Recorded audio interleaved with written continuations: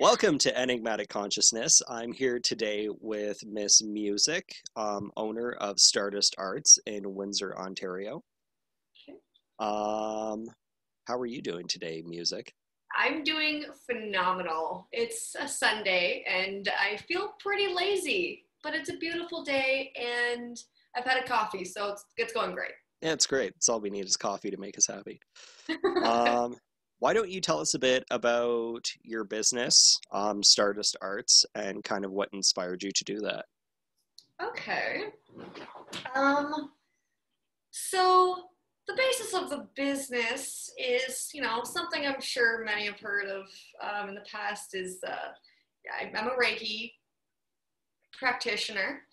Um, but my background is in social work. So um, a lot of times when you go get a Reiki treatment, they'll have you lay down and they'll work on you, maybe say a word here or there.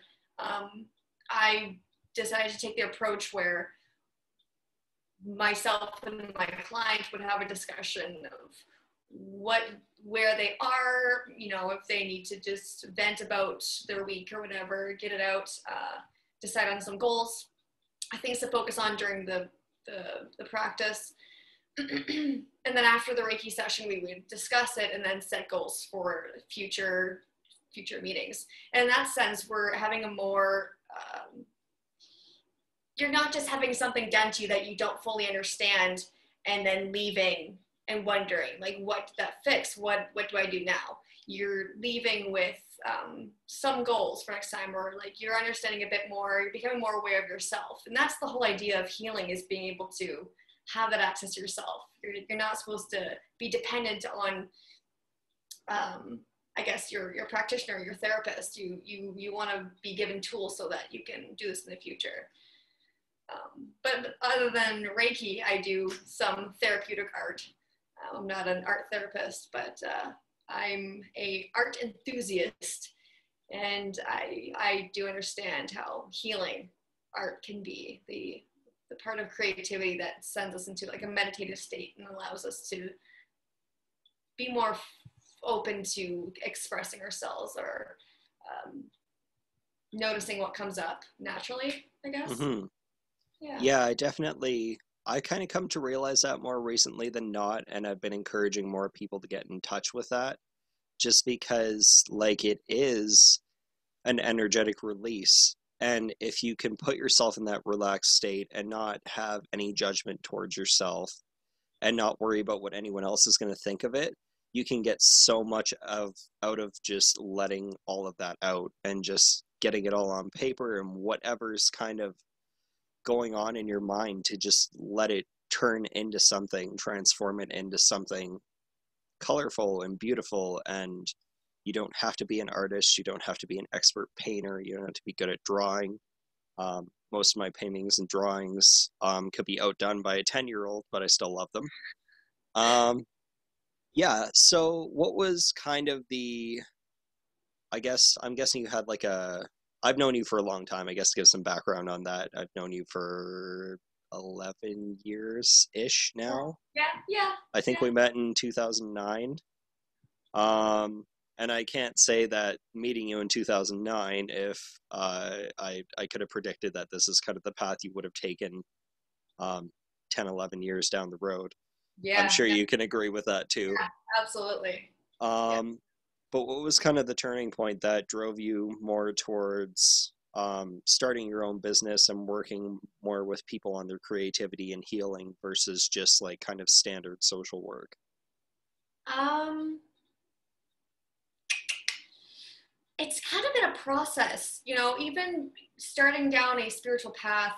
That happened maybe 3 or 4 years ago, during a very powerful full moon, around the time that you and I had started. You actually, a couple years after you had, and you were talking to me about it, and I was very intrigued by it. And then there was a full moon on my birthday, and I started having all these dreams that were speaking directly to me.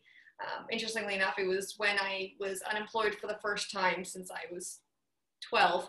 I was working 3 jobs, going to school full time. I went to college, then university, working 2 to 3 jobs at a time during school.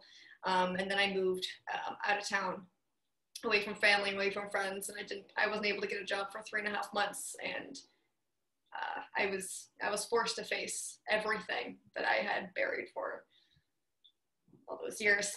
Uh, and so, yeah, I had gone to see a psychic just because I was going on a walk out in Montreal, and she had said to me, you know, you have gifts, right? Like, I would love to take you on and show you what your gifts are.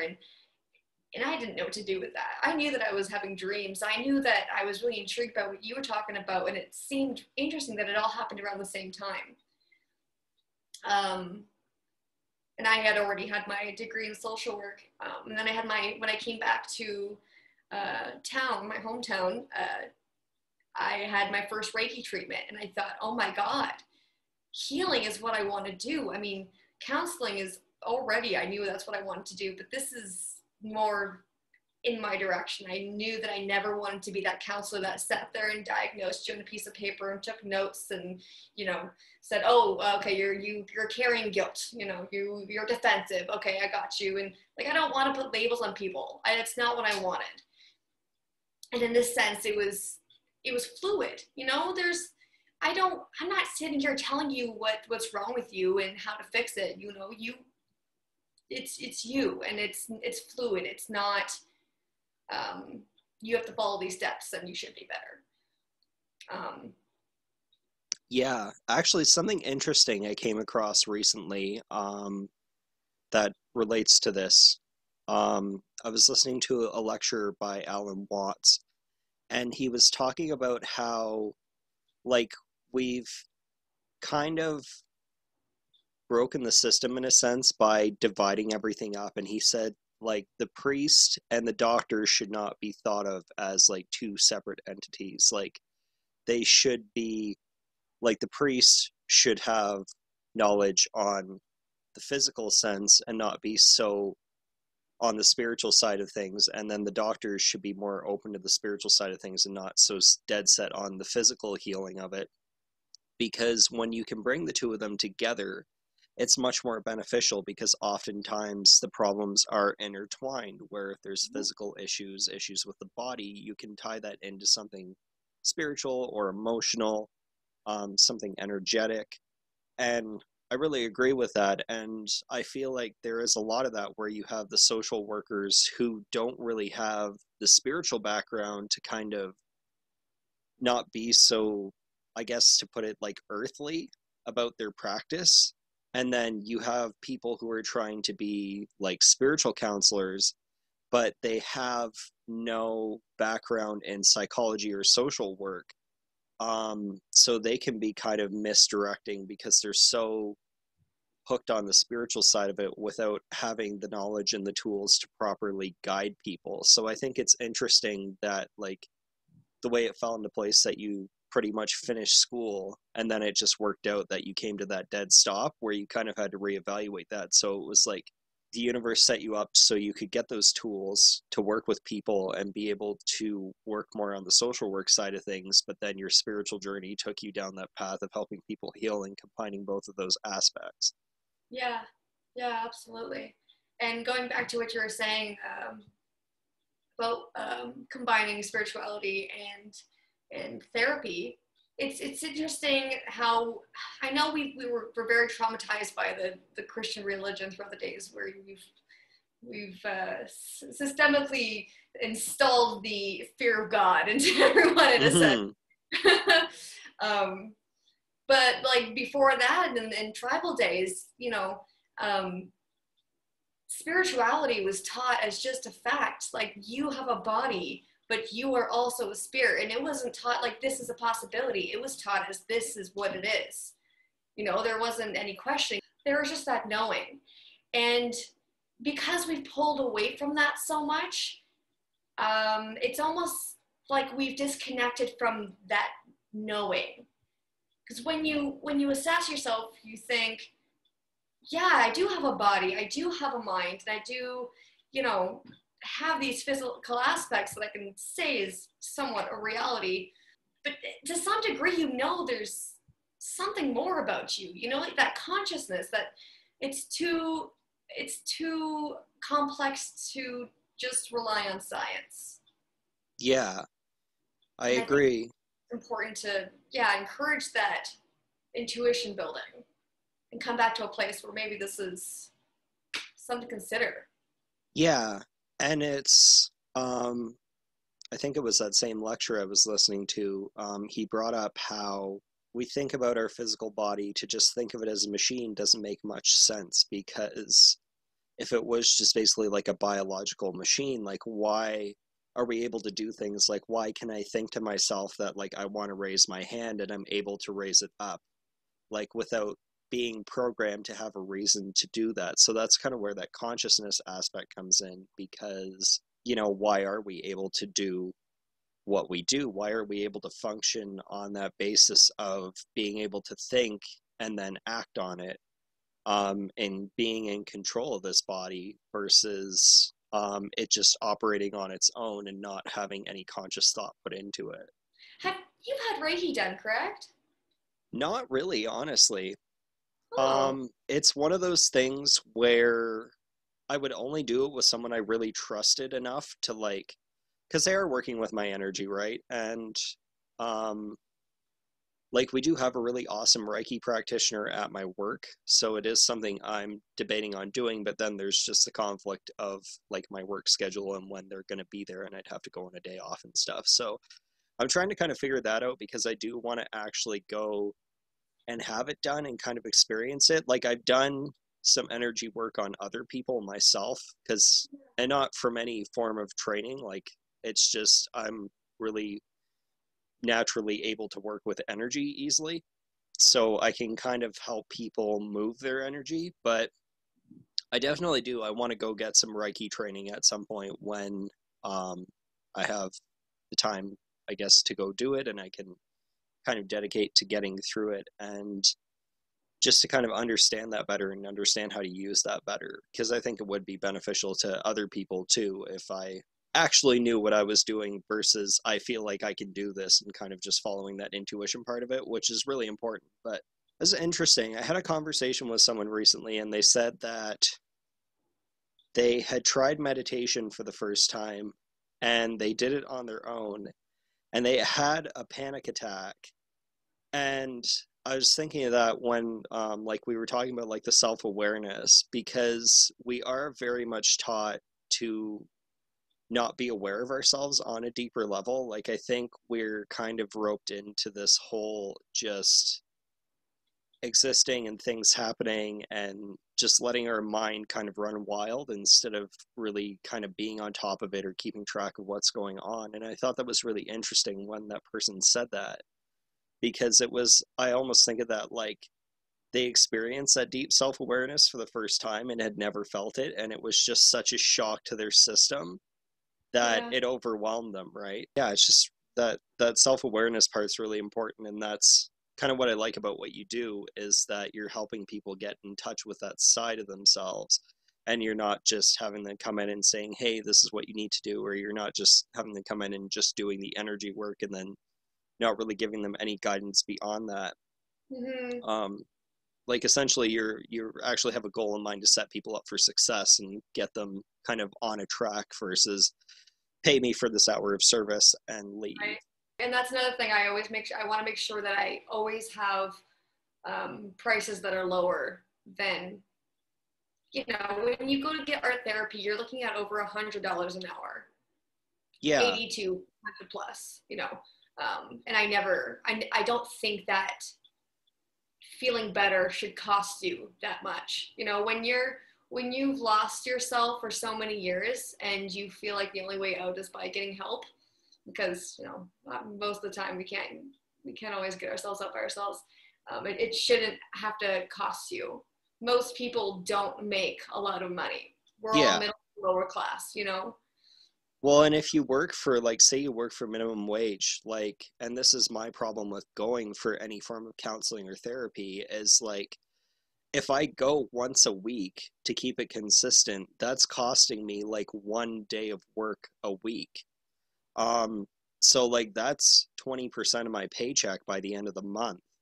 And I'm already living paycheck to paycheck, so I can't afford to I can't afford to give that much up just to go get some consistent help. So I Yeah. agree with that too. Like, I think it should be a lot more accessible, and there should be more, like, especially for the art therapy, like there should be more programs in place where like you can go to like a community center or like some type of center that's set up for mental health and wellness and that, and it Yeah. should be like a free program that's offered. Even if they had a few art therapists and like each one just volunteered 1 day a week kind of thing to do it, to teach a class, then like you can have people there every day, and not really, like, the art therapist isn't losing out on income, and those people aren't losing out on having the money that they need to take care of themselves at a bare minimum.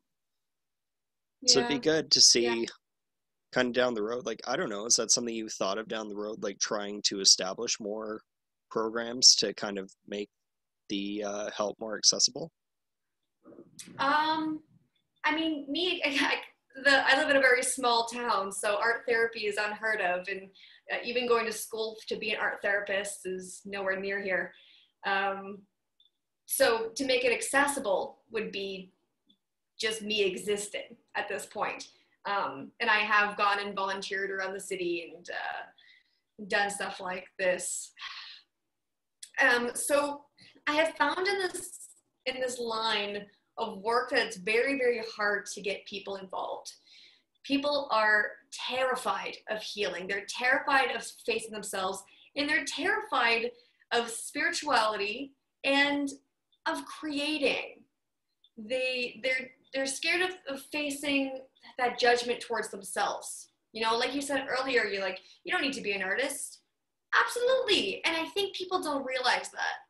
So whenever I offer my services for free, every single client I have, your first session, whether it's art therapy or Reiki, it's always free. Because if you don't like it, then why pay for it? That's not fair. It's a very unique experience. Yeah, that's great actually that you do that too. And it's not for everybody. Like, some people try Reiki and it works for them, some of them try it and Mm-hmm. they don't like it, it's not working for them. Mm-hmm. And same thing with the art therapy, like everybody expresses differently. So for some people it's writing, some people it's drawing, it might be painting, Mm-hmm. um, building statues out of scrap metal. Like, there's so many different outlets when it comes to art, Yeah. and creativity and expression. So it's like, yeah, give this a try. And if you get something from it, great. If not, then it's not a loss for you either. Is there anything on your mind you want to talk about? Well, actually, I mean, it kind of blends. And it's been on my mind recently because I started a book, and it's called When Things Fall Apart, and it sounded really cheesy. And I said, oh, I don't want to read this, but it was a gift from someone. But the first two chapters so far have been amazing, and focusing a lot on fear. And I shared a quote recently, and it was, some people struggle with the fear of intimacy, but most people struggle with the intimacy of fear. So the first two chapters really delve into how we are constantly distracting ourselves from that fear of uncertainty. There are very few things in this life that are certain. And I think we don't like to face that. It makes us feel uncomfortable. There's a relationship that we need to be building with that feeling of being afraid that I don't think we talk about very often, but it's always there. Yeah, like, I think it's natural as a living being, a conscious living being that's able to think. There is always some degree of fear there, but it also, like, it keeps you alive. It's a Right. tool, because if you had no fear of, say, starving to death, you just wouldn't eat until you died, basically. Like, so, but yeah, we are really, really uncomfortable with fear for whatever the reason.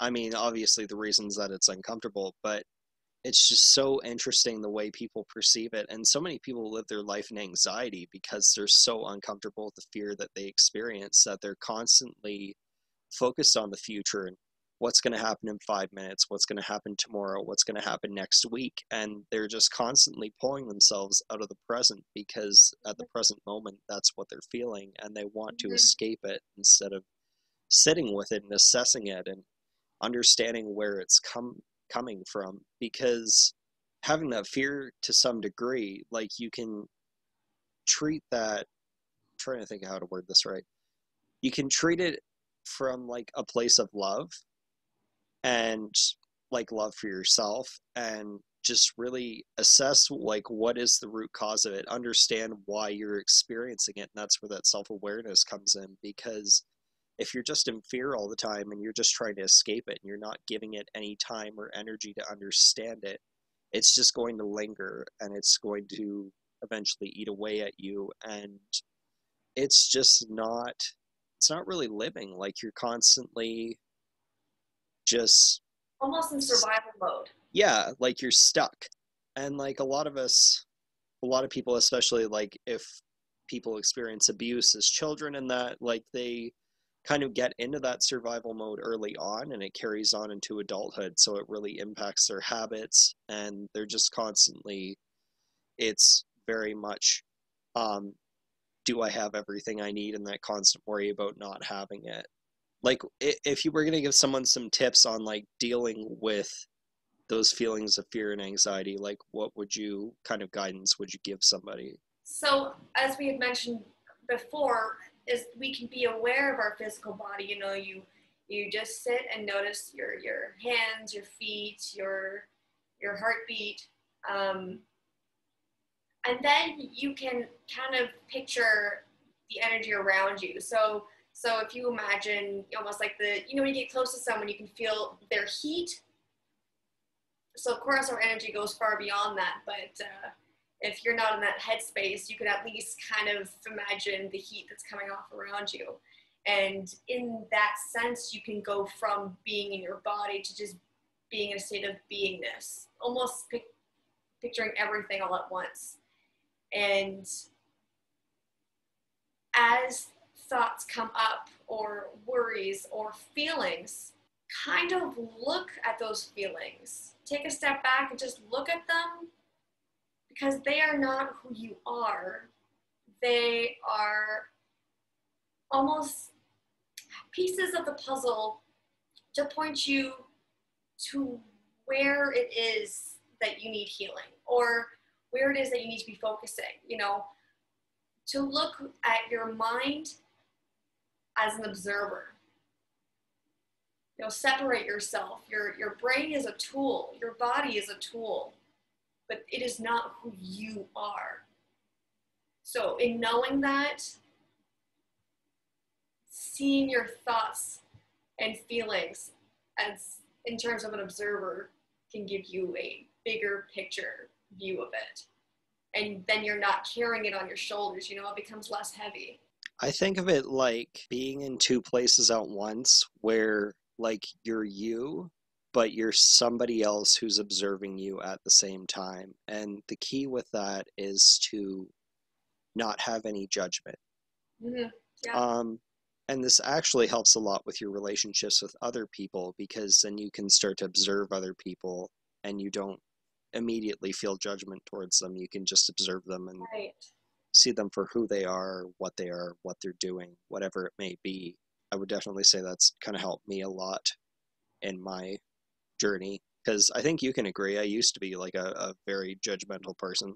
I still can be kind of a dickhead sometimes, but okay, that's we're humans that we tend to yeah. judge.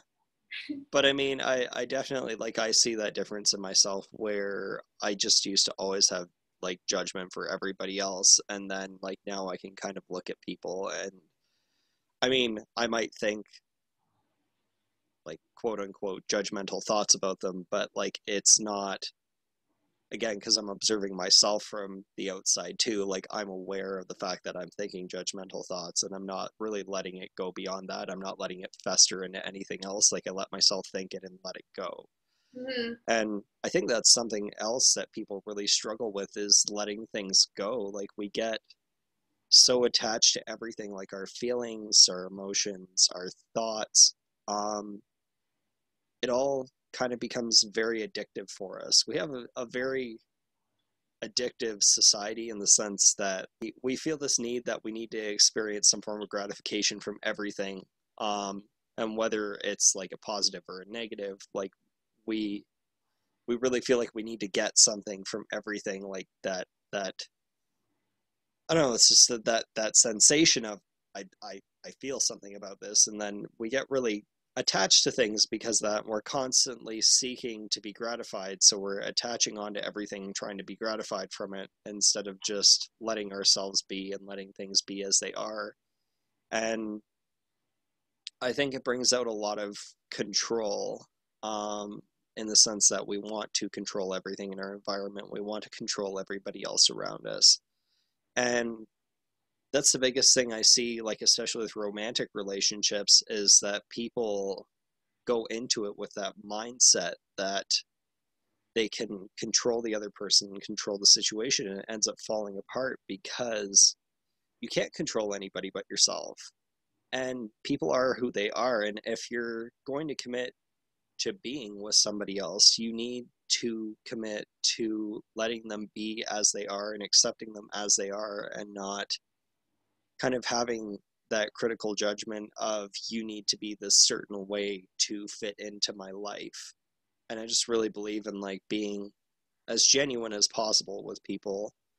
Um, there is a fine line with that too, where I feel like people take a lot of baggage into relationships in the sense that like they're desperately seeking healing and they don't have an outlet for it, and they don't really have awareness of the root causes. So like you have the opposite end of the spectrum where they're throwing everything at somebody else and then just expecting that person to either fix them, or just they become so insecure about it that they essentially self-sabotage themselves. I feel like there was so much there that I really wanted to touch on. And I'm happy that we're going to start jumping into relationship stuff, because I wanted to go back to what you were saying earlier about how we hold on to feeling so much. And we almost take it on like it's ours. It's ours. And again, it could come from that whole wanting that sense of control, and in the sense of uncertainty, like your past experiences have installed this feeling within you, and that has given you a piece of identity. It's given you, you could associate that with your ego, right? Making you feel like this is who I am. My past experiences, that's who I am. Instead of releasing it, because once you let go of the experiences and you put in your mind that they never happened, you can almost see who you truly are at your core. But we hold on to those things because they're familiar to us. It's what we've known. And in a society where we don't like change, we hold on to what we know, what feels comfortable. And like you said, that those do tend to transmute into relationships. However, I think it might be important to mention that we draw in people that mirror us, right? So whatever we put out, we bring in. So it could be that person is experiencing similar things, and when there's conflict, that it could be that person is seeing pieces of themselves in the other person that they don't want to see in themselves, Yeah. So they're not really released. And again, that repeats that pattern over and over again when it's not healed.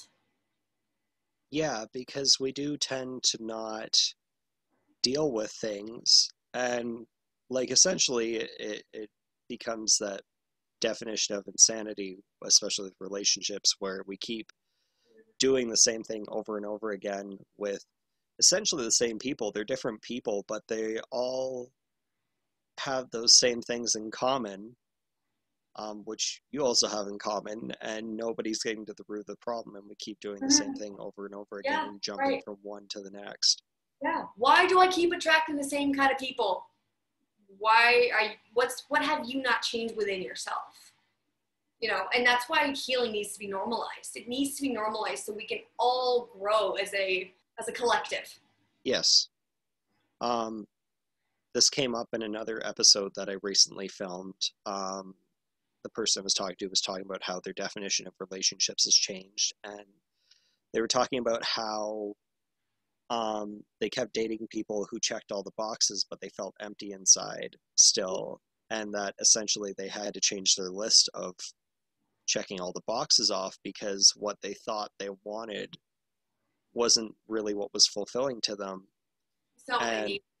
yeah, it's not what they needed. And then, to really reevaluate that and kind of change that too. And I think it's good over time because the people that we needed when we were 17 aren't going to be the same people we need at 25. But we start out with relationships, we build those habits up, and they carry on. So until you kind of take that time to assess how you've changed and you've grown. And I mean, the biggest thing I can't emphasize enough is getting to the root of anything weighing on you, any problems. Figure out where it's coming from. If you're having anxiety, figure out what exactly it is at the bottom of that within you that's triggering that anxiety. And same thing with insecurity. If you meet a person, you're interacting with them, and you start feeling really insecure because they're mirroring things that you feel insecure about, really take the time to assess that and understand where that feeling of insecurity is coming from. And I Right. feel like there's this level of like people don't want to understand things unless they can fix it. Mm, So I feel like a lot of people kind of hold back from getting to the root cause of things because, there is no solution to just fix it. So it's, why should I become aware of it if there's nothing I can do about it? yeah. But essentially, like developing that awareness of the problem is the first step to finding the solution to it. Right. And it's not even necessarily a solution because healing never works that way. Yeah. And I think oftentimes it's so daunting that instead of saying like, okay, I need to observe this again without judgment and feel it, allow myself to feel where this is coming from, and just leave it as it is. Like that's just observing it is part of the healing process. Being okay with it, like that happened. Like learning to love the reactions that you had throughout that, or learning to forgive the people that may have hurt you through that experience, all can come throughout that journey at different times. It could take months, it could take years, and that can be daunting. And I find a lot of times instead of saying I want to look at this, people will say I have anxiety, and I'll always have anxiety. I just have anxiety, you know. And Yeah.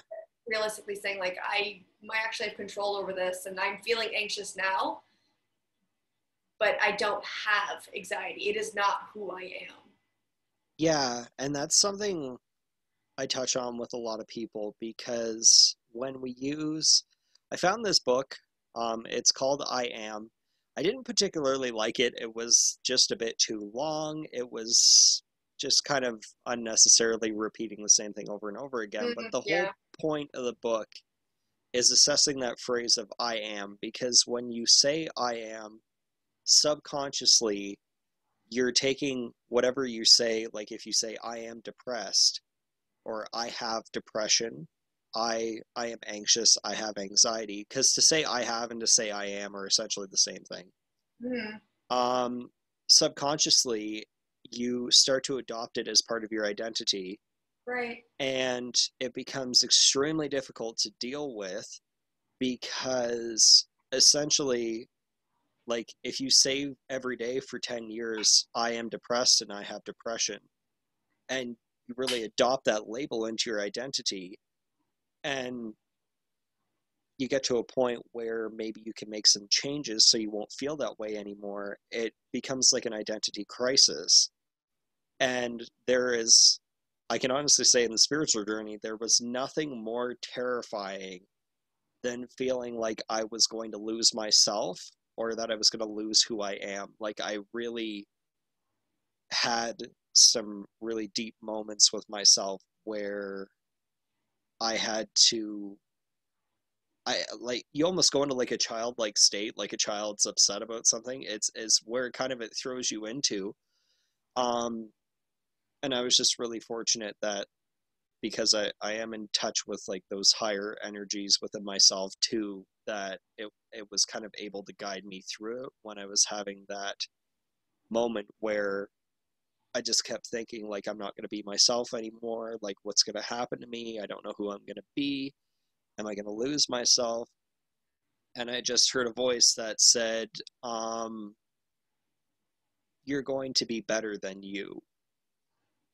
And that was kind of what I needed to hear to help me move forward with that, and that it wasn't necessarily that I'm going to lose who I am. I'm just going to become a better version of myself. Like lovely to hear that you've gotten that confirmation. Because like you said, it was like even when you were talking about it, I could feel it in my chest, almost making me feel emotional because of the level of vulnerability it puts you into. It's like everything you've ever known about yourself has been removed. You know, like, so if I'm not depressed, because depression can affect every aspect of your life. So if I am not depressed and I'm just experiencing depression and have found comfort in that area, then what's it going to look like on the other side? Who am I now? What's my life going to look like? How are my everyday activities going to feel? Am I going to enjoy the same? You almost have to rebuild yourself completely. Oh, you totally Yeah. do. Yeah. You totally do.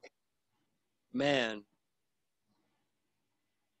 I was thinking about something I wanted to talk about was like spiritual teachers Okay. because in my experience, and this is something I've seen like externally and I've personally experienced myself, is you get a lot of people who are not necessarily purposely out to take advantage of people, but they essentially they are. Um, you know, I've seen people do it out of a place of that they have their own issues and they're unable to heal from them, and then I've seen it from a place where just outright they're there to like they feed on vulnerable people. And there's this really interesting series on Netflix right now called Unwell.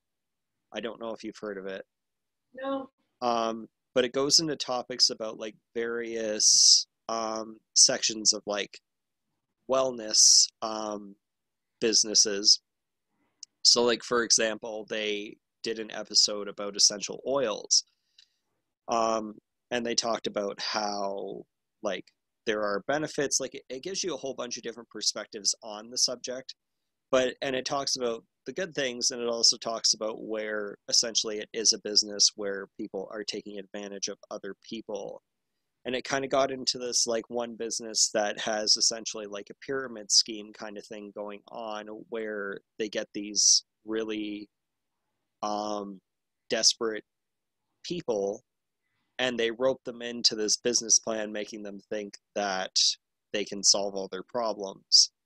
And then like essentially just like at some point the pyramid comes crashing down because it's not sustainable.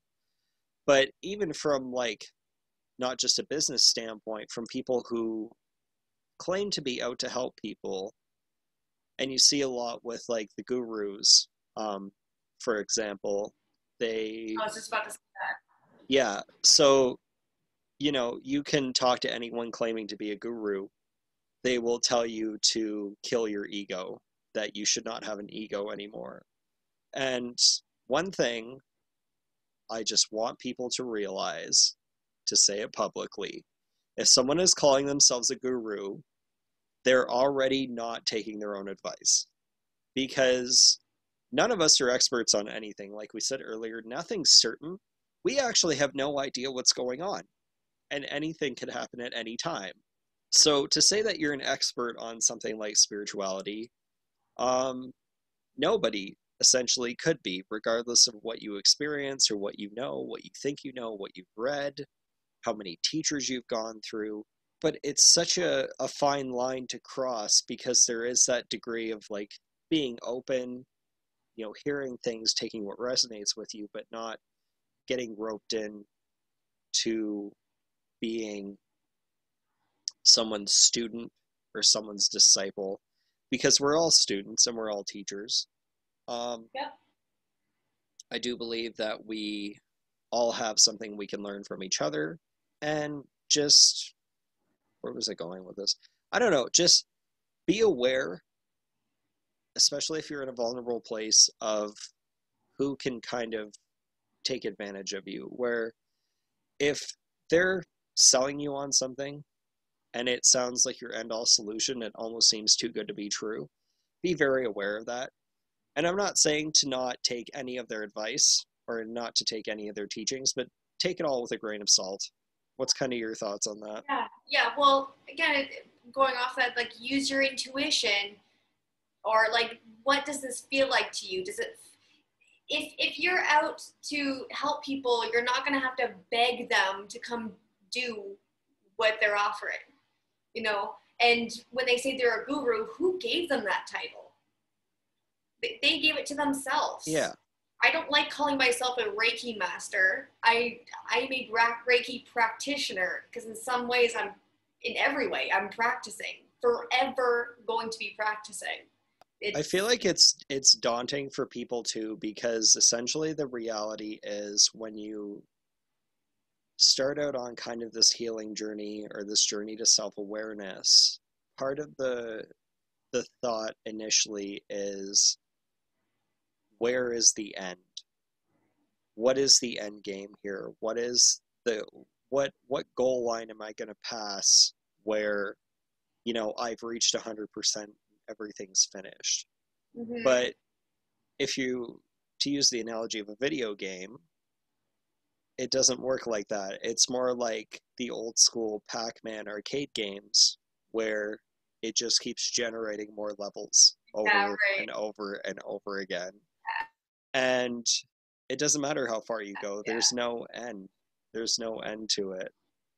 And it seems daunting at first, but once you kind of get there, you get comfortable with that idea that there's no end to the journey. And if someone's telling you that if you follow them, you will reach the end of that journey of enlightenment or ascension or whatever they label it as, if someone tells you they have no ego, that's a red flag. Trust your intuition, but mostly, like, pay attention to what they say.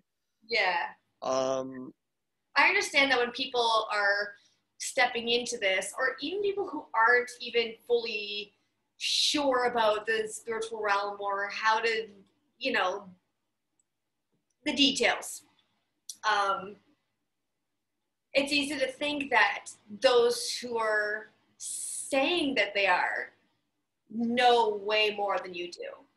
I remember at the beginning of my journey thinking that, people who said that they had spiritual practices, they knew me. They knew something about me. They knew about my future. They knew about the future of the world. And I was drawn, like, I just need to know, like, what do you know? You know so much more than I do, and I am so little beside you. That's not at all. Yeah, none of us really know anything. That's no. And you don't grow unless you realize that you're just as equal as everyone else around you. Yeah. And I mean, there's that old phrase of everything is equal under God. But even to take that a step further, you could say that everything is God. Well, everything is God. Everything that was created from that vision of creation is equal to, and is that which created it. Because even when you create, if you paint something, for example, you paint a picture, that piece of art that you have afterwards is an extension of yourself. You've created it, and it's an extension of you. It's your expression.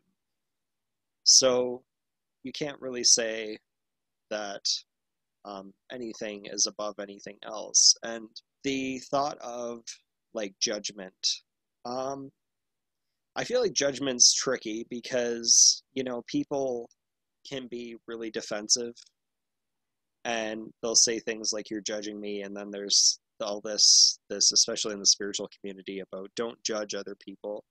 um, Part of how our brain works is we're constantly judging things, we're judging everything. If you look at, say, you know, I take a look at the tapestry on the wall behind me and I say, you know, that tapestry has a black star.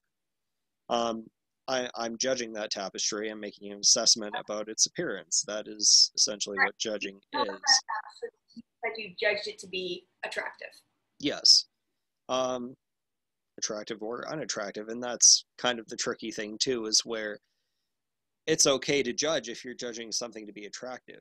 If, or like our society basically deems if we look at somebody and our judgment towards them is that they're attractive, that's okay. But the moment you look at somebody and your judgment towards them is that they're unattractive, that's not okay. And it just becomes that stigma of positive versus negative, good versus bad. Yeah, I've never thought of it that way. But in the sense of judgment from a higher perspective, because especially kind of tying this back to Christian beliefs, that the Christian God is this very judgmental, iron fist man who, you know, if you're naughty, he's going to damn you to hell for all eternity, and you will suffer because Naughty. you. Okay, Santa Claus. Yeah, pretty much. You know, the guy with the big white beard. But essentially, like you can say that on this level, how I thought of it, how I kind of came to the conclusion is that that light of creation, that light of God, is the most pure form of unconditional love. And when there's unconditional love, there can be no judgment. Therefore, God cannot judge you. And that was a huge realization for me because it really takes away that thought that anything we do can really be classified as a sin. Because if someone says that you've sinned, they're judging you for your actions. Yeah. So nothing's really a sin. I mean, there's things that you could deem to be inappropriate actions, but you can't really call anything a sin. Yeah. In that sense. Who are we to judge what's good and what's bad? Yeah. Other than the way it feels. Yeah. Essentially, it's trusting that feeling and not saying that, you know, because this person who claimed to be an expert said this was good and this was bad, that means that is the way it has to be. It's just fascinating. It's fascinating to look at things differently from how they're kind of initially presented to you. I know, and so I think we discussed it. I'm not sure. I recently had a dream about how the entire world had burned down, like the whole world had come to a complete collapse, and there was just a few of us left, that we had found each other, and everyone was devastated. And I just kept saying, like, no guys, don't you realize that this is our chance to rebuild, to start new, you know? And I got a lot of comments about that one because it's got some relevance to the state of the world right now. Yeah. But imagine if we had started from scratch, and instead of writing down laws, we practiced our intuition and went strictly based on that. If we all, as a collective, could have children and raise our children to just trust in our intuition and to love the community and to be one with the community. To not be assholes. Yeah, yeah. I guess essentially. Move that concept of money and law and, you know, capitalism, and just being okay with finding joy in just being alive, you know, because they say, like, the other side, they're very envious that we get to be in this physical body. We get to enjoy so many things and we don't even see how beautiful this opportunity is. Because after we Yeah. die, like that's it. You know, like this is our opportunity to fully experience things. But Yeah. anyway, going back, like, just imagine a world where intuition is what we ruled off of. The laws were based on our intuition. I mean, of course, there's always that other flip side where, you know, where mental health could be debated. Yeah, my intuition told me to kill that person. Like, Yeah, yeah, yeah. So there's always like things to question in that respect, but it's just interesting um, to think. I kind of wanted to ask you. There's been a lot of talk about moving into from the 3D world to the 5D. yeah. Um, do you know anything about that? So a lot of belief is that we are in an energy shift on Earth, and that Earth is going to transition from a third dimensional energy to a fifth dimensional energy. And honestly speaking, I think it's bullshit from my own assessments of it, because if Earth was created so that, I hate referring to it as a simulation, because people Me too. take that a certain way, but essentially, like, it's almost like playing a video game where you sit down and you become this character for a period of time, and then essentially death is the end of the game. You know, the credits roll, and then, you know, you move on to the next one. But that's my belief anyways, is that when we die, there's either going to be a different living experience as a different person, or we move on to something new. But essentially, with the purpose of Earth being here so that we can inhabit a body, inhabit this physical form to experience living, it would not make sense for Earth to transition into a fifth dimensional energy, because if everything transitioned into a fifth dimensional energy, our physical being would cease to exist. Right. So that's why I wanted to ask. I'm not too sure if that's what they're referring to. Are we physically no longer going to be? You know, is if we're moving into the 5D, then will there no longer be planets? Well, essentially, like, even if just Earth transitioned into, see, like, I don't know, is it the whole, is it the solar system? Is it the entire Milky Way galaxy? Is it this entire That's right. set of galaxies that are in this universe, which go far beyond anything that we can be aware of? Is it, the whole concept of it just doesn't make sense to me, Yeah. because essentially, even if, just let's say somehow that the energy surrounding the planet Earth transitioned into a fifth dimensional energy, um, everything would essentially become like ether. Like, it would just be pure, uncontained energy.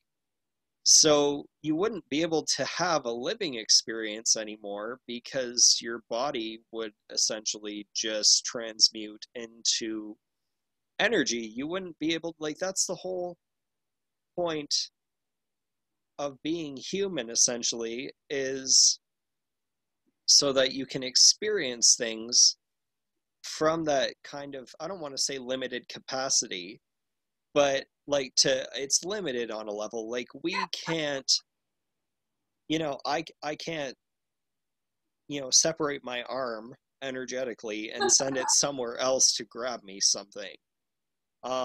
You know, we're limited to what we can do by going through this living experience. And there's, to touch back on what you said about like the gift of being here. Um, there's a monologue in a Nightwish song where they talk about how the odds of being here outweighs the grains of sand in the Sahara, because all of the variable possibilities in your genetic makeup to be exactly who you are is so like it's basic, it's impossible. Like the fact that you exist I is know. more impossible than the fact of you not existing. Yeah. um It has been like scientifically proven that it's almost impossible for humans to have existed, for life to have even begun on this planet based on the way it started yeah, from a so organism. It's nearly impossible. and that's why too you get the, I guess, the non-believers who really think that everything is just physical, that there's nothing beyond it. And um it's so unlikely. Like this had to have been created. It had to have, like, something had to have created all of this, because it just does, like, to me it doesn't make sense that it all just created itself and it's all just happening without being a vision of anything else. Right. And coming back to that whole concept that we're an extension of creation, and that gives us the ability to create. A table essentially isn't a table. This microphone isn't a microphone. It was created in someone's vision to be a tool to do things like this. The same thing with a table.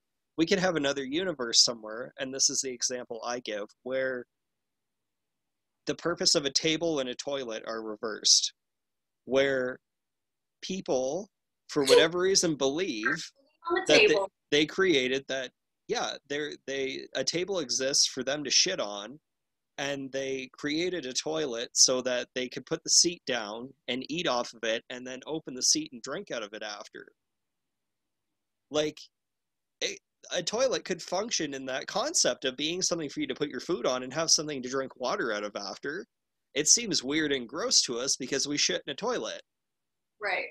But in some totally other universe where people are just, whatever reason, that's the way things turned out, that everyone's going in the kitchen and shitting on the table and then going in the bathroom to eat. um So happening. well, we can't have a conversation without shit coming up, so it's just Oh, reality. and that's it. Like, everything is created out of some form of vision. Like, even as an example, I have this crystal here. Hey, So, but what is it about, why, especially for quartz in particular, why do they cut it so it has a whole bunch of flat edges and a point at the end of it? Someone had a creative vision that that's how it should be cut. um it's essentially like, you could cut this any which way that you want. Like, I could take, not that I have any tools to cut a stone, but if I wanted to, I could cut this in any shape I wanted. absolutely. I was going to use the example of one of those spirit animal stones, but I don't have any in my immediate vicinity. But so they're carved to look like living creatures because that's the vision that someone had for it. Mm-hmm. So express your creativity. That's Do it. You're an extension of creation. You can create. Yeah. My advice. My advice for the day. Creation. Like, I think I say this in every episode, honestly. Like, at this point. I think you need to rename the podcast. Yeah, I don't know. I just it was it does all tie in though too, because a lot of it is that, that mystery of why we exist. Do we exist so we can experience things? Do we exist so we can create things? Do we experience for both reasons, or do we exist for Yeah. both reasons?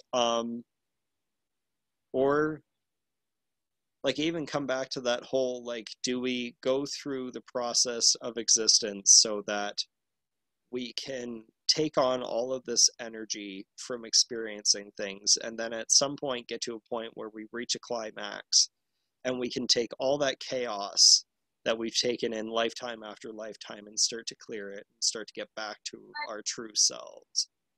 Yeah.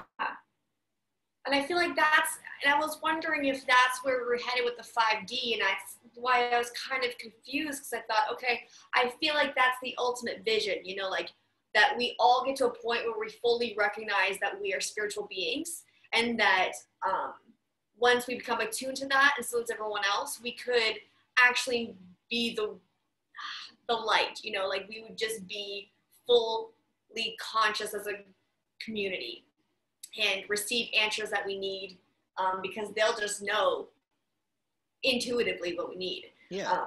You feel like we are shifting energetically. Yeah. It's almost, there's been like a split in the world where the people that wanted to distract even harder to avoid what they needed to face during this quarantine are going to go one way, and then all the other ones who were distracting themselves, but then actually were forced to face themselves and are going to, in a sense, level up, you know? Yeah. And I mean, we can speculate all we want, but it's that uncertainty of, oh yeah, we don't really know. We don't. I don't even know where the whole leveling up to 5D thing came from. Like, is that, like, I feel like if the internet didn't exist, it probably wouldn't even be a thing right now. Yeah, I know. And I'm confused at this point, because 5D is good, but 5G is bad. Like, the 5D is on the 5G. Yeah, I don't know. Oh man. Man, oh man. This has gone some places today. That it has, and I didn't expect anything less, you know. No, this is basically what our phone conversations are like. We're just recording it now. Over the years, yeah, definitely. Now we have like physical proof, and people will know. People are gonna know the truth about us. They must know the truth. They must know the truth. Yes. God, if we had thought of this like 10 years ago, we could have had a long-running podcast by now of us just ranting for hours. And then, you know what, they may have believed us when we say, like, I was not this person 10 years ago, let alone 4 years ago. I was a very angry human being, you know? Yeah, I get that. Itself a bit. It's true, though. Like, it's been interesting for the both of us knowing each other. Like, it's been an interesting experience, and it's one of those things where, like, we've obviously were placed into each other's lives for like a reason, a lot of reasons. Yeah. And I remember that too. Like, even the first time I met you, I didn't understand it, but I just had this feeling of like, this person is here for a reason, and they're going to be around for a long time. Mm-hmm. Yeah, and here we are 11 years later, so yeah, and just to let you know, viewers, Steve and I have every other year we get into a really big fight and then don't talk for a very extended amount of time. So. A few months, yeah. We usually but I feel like that's been part of the clearing process for us, because we bring out a lot in each other. Yeah. And we tend to get really close, and we get overwhelming with each other, and then it just reaches a point where we need time to clear everything that's been brought to the surface. Yeah. And so I've kind of learned to embrace that, and not, because I mean, You might as well. Yeah, the first 3 or 4 times it happened, it was like, oh, this is the end all, and now it's just like, I'm never talking to this guy again. It's over. Yeah, and then 3 months later, I'm like, hey, we're back. Yeah. Hey, you want to talk for 3 hours? Yeah, okay. Yeah, pretty much. No, it's good. Is there anything else you want to touch on today? Well, Steve, no, I don't know. I do want to recommend that you watch a series on Netflix called Heal. Okay. And it really talks in detail about how they have scientifically proven that the stuff that we don't see, the things that we consider as non-physical reality, is actually the basis of truth that is reality. It's what composes reality. So in the same sense as light is that it's also darkness, and positive is also negative. The everything that we see is because of the nothing that we see. Yeah. So in the sense that everything is composed of molecules, and we can agree on that everything is just molecules. So in the air, there's molecules, and the reason that I can touch my arm is because there are so many molecules in one place that I can touch it. That's become something physical, but it's the exact same, the air that I can move my arm through. Yeah. You know, and they also showed how our thoughts shoot out electrical wavelengths that actually physically impact the entire world, because we're all connected through this wave of molecules. Yeah. So in a sense, like, we are a physical expression of the oneness. Mm-hmm. I just would say, like, it's a really good watch. I'm probably going to watch it again. Sounds interesting. Is it like a movie or a series? No, it's a movie. Okay. Yeah, like a type movie. Okay. Yes. Keep an eye out for it. Yeah. And that really does, you know, existence and non-existence. It's happening in rapid succession. It's the same thing with like sound and sound silence. It flows together very well, but on a much deeper level, it's very much happening and not happening in a very rapid succession. I know. And your human brain wants to wrap your mind around it and make sense of it, but the only way to make sense of it is by letting go of your expectation of what it should be. Yeah, and it's the same thing with like a computer screen as an example. It's destroying itself and reconstructing itself many, many times over. That's how a computer functions. The screen actually gets destroyed and reconstructed like thousands of times per second. And it's such a rapid succession that essentially your eyes can't see it, but it's happening. But you notice that too, if you like your computer screen looks clear, but if you hold like your phone camera up to your computer screen, you can see lines moving down it. Yeah, I was wondering what that was about. Yeah, that's because the screen is actually destroying and reconstructing itself constantly. And your phone is lagging the video and can see it in the slower motion. Yeah, like basically the camera can't keep up the way your eyes can on it, so you're able to like see it. Wow. It's interesting. A relationship with technology is so fickle. That's part of like a difficulty with owning a business, is like, I know that in order to find progression and growth, I might need to build that relationship with social media and posting things regularly, blah, blah. Drives me nuts because I don't want to get Wi-Fi. Yeah, I was really determined that when I started this podcast, I was going to put like posts on it with just like cute little sayings and stuff and like nice pictures in the background. And I have yet to do that. And I'm like, I could sit for a couple hours and make like say 20 of them and just post one a day. And I just can't bring myself to putting that much effort into it. And this is one of those things, I'm trying not to put too much effort into it just because I want to just let it be. And, you know, it's hard because especially when you start posting videos on YouTube, you want it to be seen. You want there to be an outreach, but then like you kind of have to let go of that idea that you need to have a certain outreach or that certain people need to watch it, and not really keeping track of that and just put it out there, and then I just trust that whoever needs to see it will see it. Yeah, absolutely. So I don't really feel this need to put this huge amount of effort into like advertising this, because it'll be found by whoever needs to find it. Essentially, it's the way things have always been. My relationship with people, I always find who I need to find at the right time. Right, and if it's meant to stay there, it'll grow, and it'll probably evolve a whole lot. It might not look like this at all. No. In a year, you know.